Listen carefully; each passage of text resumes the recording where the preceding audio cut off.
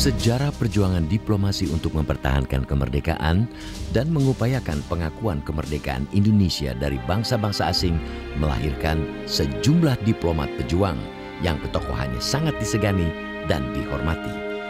Salah satunya adalah Haji Agus Salim, Menteri Luar Negeri Republik Indonesia pada masa-masa awal kemerdekaan Indonesia yang memiliki jejak panjang dalam perjuangan dan pergerakan kemerdekaan Indonesia.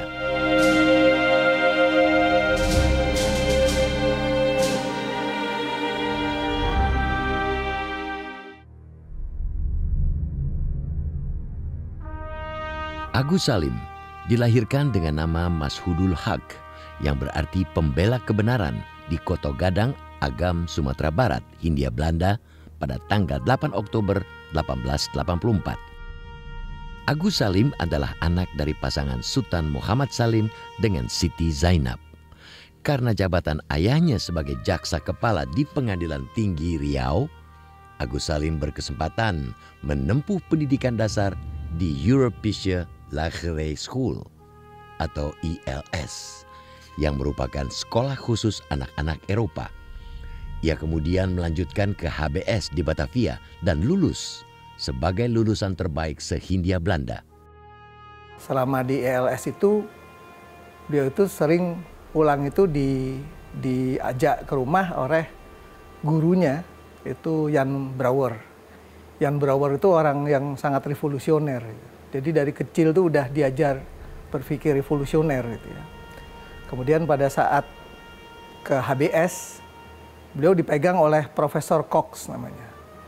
Itu Profesor Cox itu sampai minta sama ayahnya supaya Agus Salim itu boleh tinggal di rumahnya. Ya.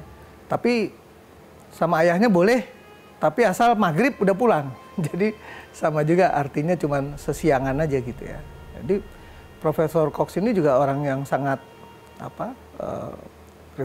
revolusioner ya. Dari situlah beliau tuh belajar mengenai macam-macam tentang sosialisme, rasionalisme segala macam.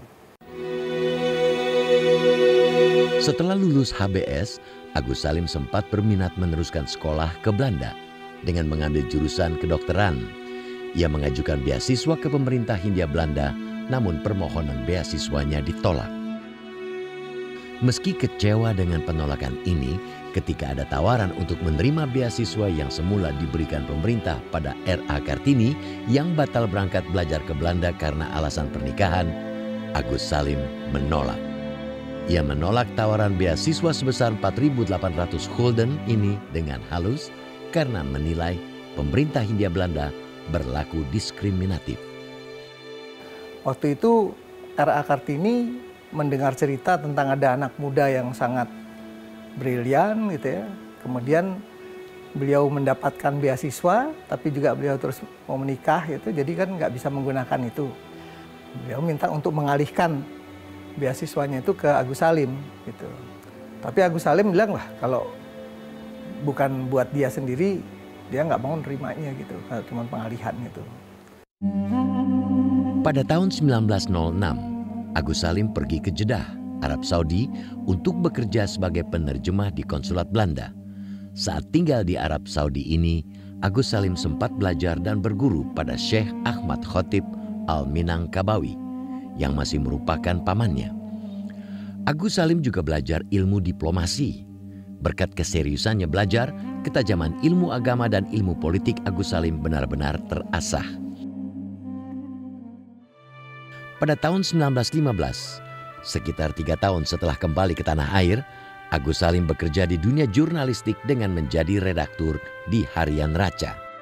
Pada masa ini, Agus Salim menikah dengan Zainatun Nahar. Pasangan ini di kemudian hari dikaruniai 10 anak, di mana 2 diantaranya meninggal di usia muda. Sejak itu dia jadi orang pergerakan. Nah tapi nggak ada kerja. Nah itulah dia mulai kerja di surat kabar segala macam dan pindah-pindah. Dan karena itu rumahnya juga pindah-pindah. Kalau dia ada gaji, dia rumah yang agak bagusan. Kalau enggak, terpaksa rumah pinggiran.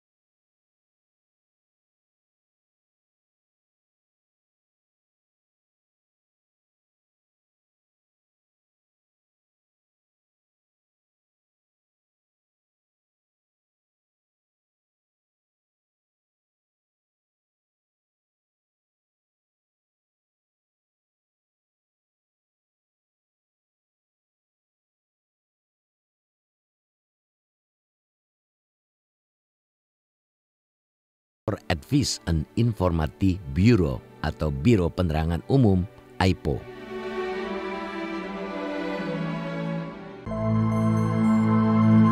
Selain bekerja sebagai wartawan, Agus Salim juga bergabung dan aktif dalam organisasi Pergerakan Serikat Islam pimpinan HOS Cokro Aminoto dan Abdul Muiz. Agus Salim terpanggil bergabung dengan Serikat Islam saat ditugaskan sebagai intel oleh pemerintah kolonial untuk mengawasi organisasi pergerakan kemerdekaan ini. Dalam mendengar rapat, kalau dia mendengar rapat sebagai intel, apa yang dia jadi dia tertarik. Mungkin tertarik dia karena dia pelajari Islam yang baik selama di Jeddah dan Mekah itu. Dia pelajari yang baik dan sekarang apa yang diajarkan juga apa yang diinginkan oleh Syarikat Islam ya kehidupan yang sesuai dengan ajaran Islam. Nah, kemudian dia tertarik, dia tinggalkan Belanda. Ya, dia sibuk dengan Syarikat Islam. Nah, bahkan banyak pemikiran dia sampaikan. Ya. Jadi ya itu Agus Salim sudah jadi pejuang. Di Serikat Islam, Agus Salim sempat menjadi anggota Volksraad atau Parlemen Hindia Belanda mewakili Serikat Islam. Ia menggantikan dua wakil Serikat Islam, HOS Cokro Aminoto dan Abdul Muiz yang mundur dari Volksraad pada tahun 1921 karena kecewa dengan kebijakan pemerintah Hindia Belanda. Meski semula optimis bisa memanfaatkan Volksraad sebagai medium menyampaikan aspirasi, belakangan Agus Salim juga mengalami kekecewaan seperti yang pernah dialami Cokro Aminoto dan Abdul Muiz. Dalam sebuah pidato di Volksraad, Agus Salim pernah menyebut lembaga perwakilan bentukan pemerintah Hindia Belanda ini tak ubahnya seperti komedi omong. Agus Salim akhirnya keluar dan fokus memimpin Serikat Islam. Haji Agus Salim yang fasih 9 bahasa itu adalah orang yang pertama berbahasa Melayu atau berbahasa Indonesia itu ketika berbicara di Volksraad gitu. Dan ini kan juga menggegerkan pemerintah Hindia Belanda pada saat itu. Tapi kemudian kita tahu bahwa apa yang diperbincangkan di Volksraad itu tidak direalisasikan oleh pemerintah Hindia Belanda. Dan itu yang menyebabkan Haji Agus Salim memilih keluar. Dan dia mengatakan Volksraad itu seperti komedi omong gitu. Pada tahun 1923, Serikat Islam atau SI mengalami perpecahan ideologi. Perpecahan terjadi setelah beberapa tokoh SI seperti Semaun dan Darsono menghendaki agar organisasi pergerakan ini bergerak lebih radikal dan progresif atau condong ke kiri. Sementara Agus Salim dan HOS Cokro Aminoto tetap menghendaki SI menjadi alat persatuan dan gerakan umat Islam. Akibat perpecahan ini, SI pecah menjadi dua, yaitu SI Putih dan SI Merah. Islam Putih, Islam Merah itu kan nama julukan. Yang merah itu yang sudah berpihak. Akhirnya Syarikat Islam Merah itu yang menjadi PKI. Perserikatan, belum partai namanya, Perserikatan Komunis Indonesia. Yang Islam Putih ini yang jadi Perserikatan Syarikat Islam Indonesia. Kemudian jadi PSII. Selama berkiprah di Serikat Islam, Agus Salim sempat dituduh sebagai mata-mata pemerintah kolonial. Tuduhan yang dilancarkan beberapa kalangan di internal SI ini dipicu latar belakang Agus Salim yang pernah bekerja di pemerintahan Hindia Belanda dan tidak pernah dipenjara seperti Cokro Aminoto. Agus Salim menepis tuduhan-tuduhan ini lewat pidato-pidatonya yang sering mengkritik pemerintahan kolonial. Tuduhan itu barangkali karena dia sudah pernah bekerja itu untuk pemerintah Belanda di konsulat di Jeddah gitu untuk mengurus haji gitu. Tapi saya tidak percaya dan tidak yakin bahwa dia menjadi mata-mata. Ketika itu dia bekerja memang mengurus haji yang datang dari Indonesia gitu. Berbagai tuduhan terhadap Agus Salim tidak merusak kepercayaan sebagian besar pengurus dan anggota SI terhadapnya. Buktinya, saat HOS Cokro Aminoto wafat pada tahun 1934, Agus Salim didaulat menjadi ketua Serikat Islam. Selain aktif di Serikat Islam, Agus Salim juga ikut mendorong pendirian organisasi pemuda Islam atau Young Islamiten Bond atau JIB. Agus Salim yang rutin memberikan kursus agama Islam bagi para aktivis JIB berperan besar dalam mengubah doktrin keagamaan kaku yang semula difahami banyak aktivis organisasi pemuda Islam ini. Agus Salim misalnya mempelopori peniadaan pemakaian tabir dalam pertemuan-pertemuan JIB. Dia menginginkan Islam yang menurut saya itu Islam yang moderat gitu. Haji Agus Salim menentang ketika itu misalnya adanya tabir gitu, tabir pemisah ketika ada pertemuan ceramah agama gitu, antara perempuan dan laki-laki itu dipisahkan dengan tabir, dan Haji Agus Salim menolak itu. Tidak ada gunanya gitu, dia menganggap hal itu gitu. Agus Salim itu dia sangat menguasai Al-Quran, ya, memahami Al-Quran gitu. Dan beliau itu dulu pernah disebut sebagai ujung tombak gerakan modern Islam di Indonesia. Pernah juga dinyatakan sebagai fundamentalis. Gitu. Sebetulnya tuh yang menyatakan itu tinggal dari dua sudut pandang yang berbeda, tapi tujuannya sama, bahwa beliau itu tidak mau mencampur adukkan agama dengan budaya Arab. Gitu. Jadi itu yang beliau ini kan. Dan inti Islam itu adalah semua orang tuh sama di mata Tuhan. Pada zaman penjajahan Jepang, Agus Salim terpilih menjadi salah satu anggota BPU PKI atau Badan Penyelidik Usaha-Usaha Persiapan Kemerdekaan Indonesia yang kemudian berganti nama menjadi PPKI atau Panitia Persiapan Kemerdekaan Indonesia. Dengan keterlibatannya di lembaga persiapan kemerdekaan ini, Agus Salim ikut merancang dasar-dasar kenegaraan yang kelak menjadi acuan pendirian negara Republik Indonesia.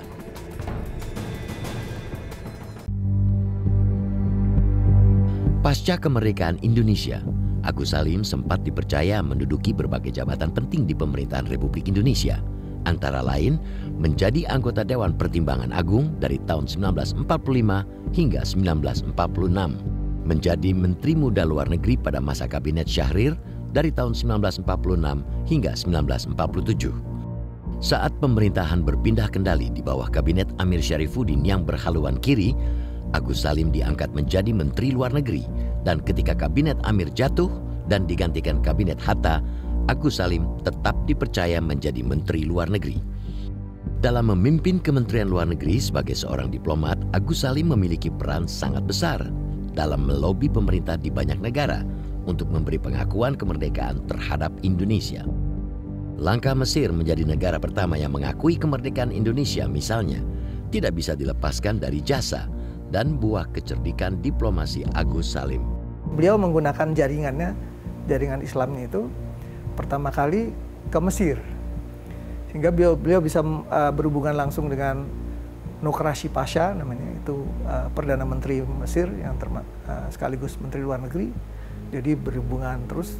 Akhirnya 10 Juni 1947 itu mendapat pengakuan pertama dari Mesir.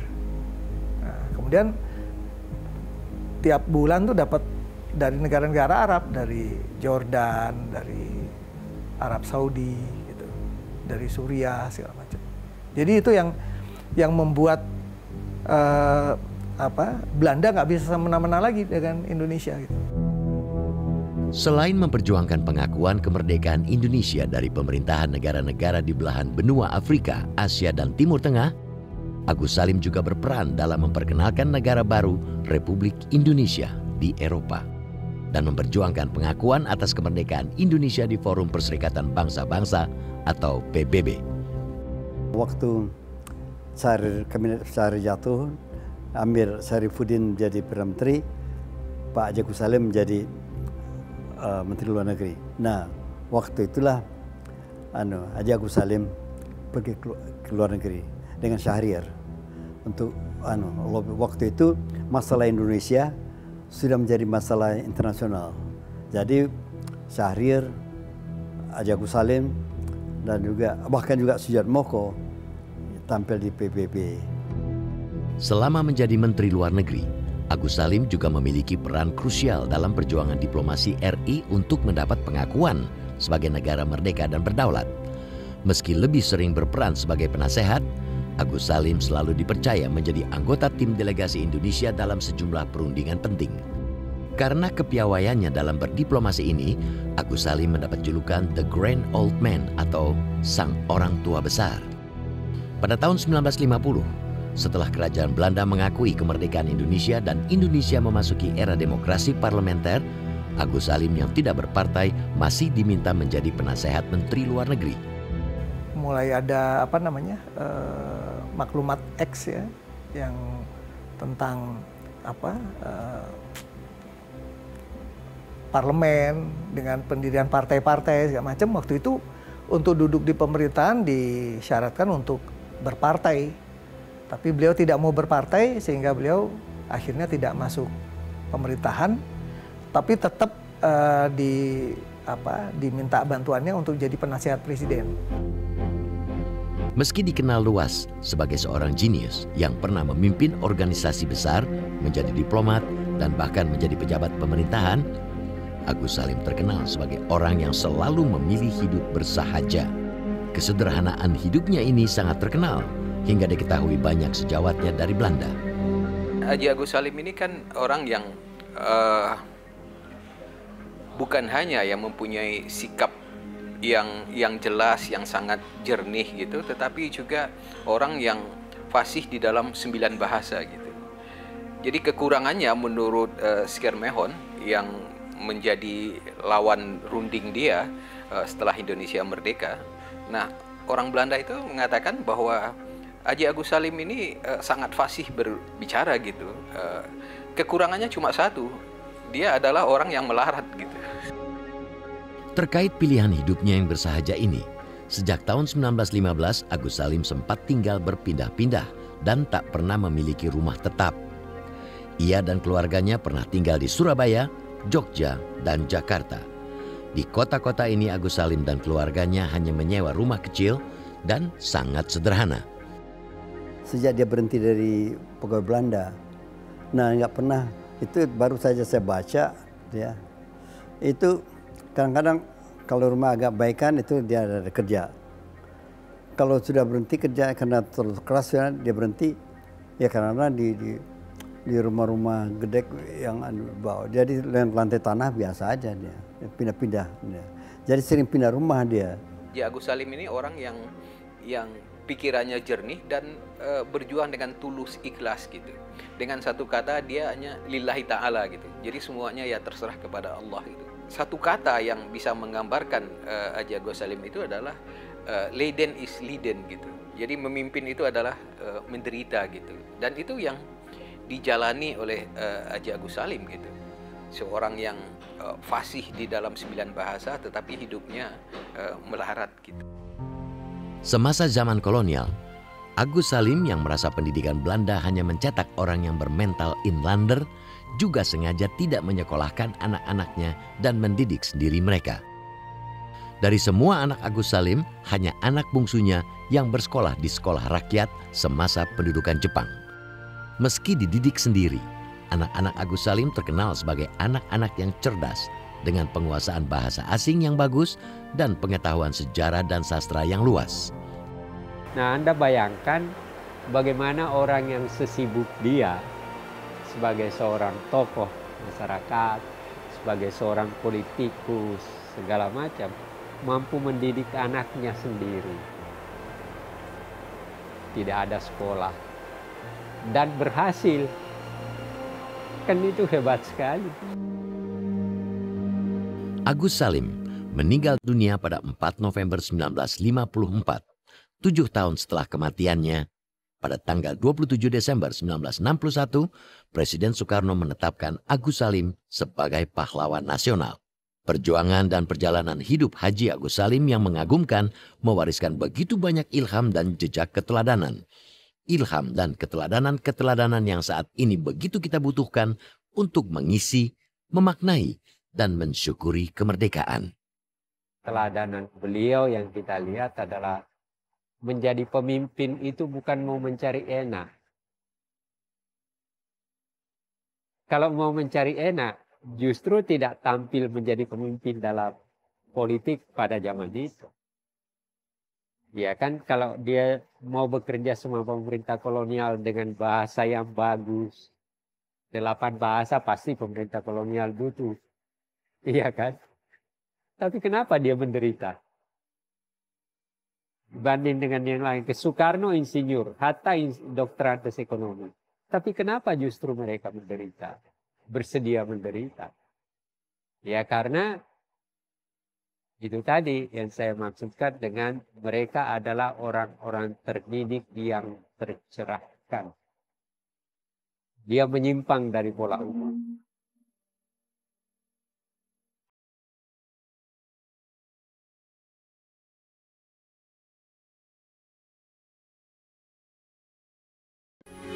Metro TV,